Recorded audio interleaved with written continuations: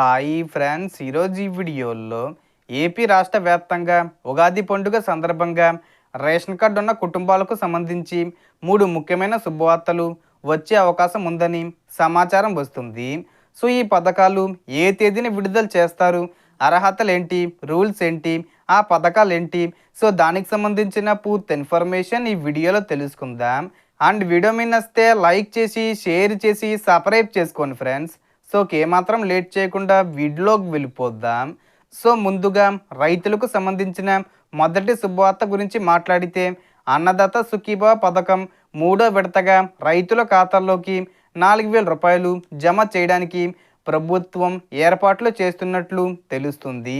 దీంతోపాటు పీఎం కిసాన్ పథకం 22వ విడతకు సంబంధించిన 2,000 రూపాయలు కూడా విడుదల చేసే అవకాశం ఉంది.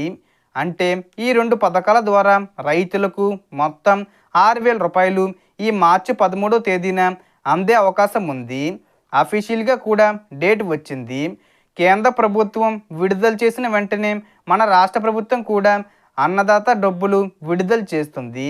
ముఖ్యంగా వ్యవసాయం చేసే రైతులు, భూమి రికార్డులు సరిగ్గా ఉన్నవారు, అలాగే ఈకేవీసీ పూర్తి చేసిన రైతుల ఖాతాల్లోకి మాత్రమే ఈ డబ్బులు జమ అవుతాయి. కేంద్ర ప్రభుత్వం ఇచ్చే పీఎం కిసాన్ డబ్బులు నేరుగా రైతుల బ్యాంక్ ఖాతాల్లోకి వస్తాయి.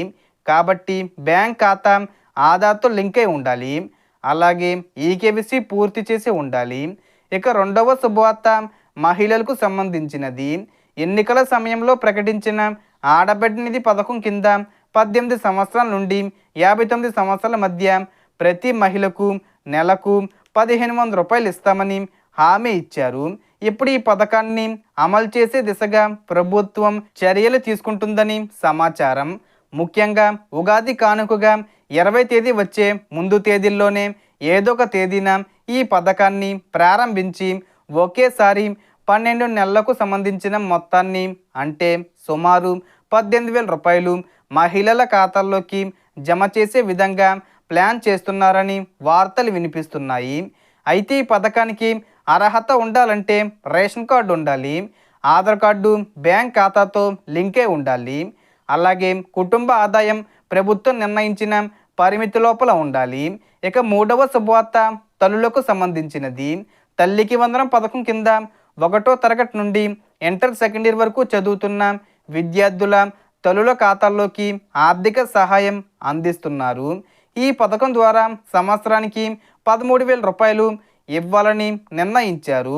ఇప్పటికే మొదటి విడత విడుదల చేసిన తర్వాత ఇప్పుడు 2వ విడత డబ్బులను ఎప్పుడు విడుదల చేస్తారనే విషయంపై చాలామంది ఎదురు చూస్తున్నారు. ఉగాది పండుగ సందర్భంగా ఈ పథకం 2వ విడతకు సంబంధించిన తేదీని ప్రకటించే అవకాశం ఉందని సమాచారం.